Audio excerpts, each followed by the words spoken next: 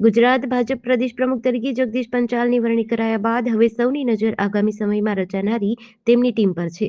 જોકે પ્રદેશ ભાજપના નવા સંગઠનની રચના થાય તે પહેલા જગદીશ પંચાલ ગુજરાતનો પ્રવાસ કરશે. 8 દિવસીય પ્રવાસ દરમિયાન તેઓ જિલ્લા ભાજપના સંગઠનના હોદ્દેદારો સાથે મુલાકાત કરશે. નવનિયુક્ત પ્રદેશ ભાજપ પ્રમુખ 10મી ઓક્ટોબરે અંબાજી મંદિરે દર્શન કરી ગુજરાત પ્રવાસની શરૂઆત કરશે. પ્રદેશ પ્રમુખના પ્રવાસની જવાબદારી યુવા ભાજપના પૂર્વ પ્રમુખ ઋત્વિજ પટેલ, ધવલ પટેલ અને સંદીપ દેસાઈને સોંપાઈ છે. પ્રદેશ અધ્યક્ષના પ્રવાસને જોતા ભાજપ સંગઠનની જાહેરાત હવે દિવાળી બાદ જ કરવામાં આવે તેવી શક્યતા છે.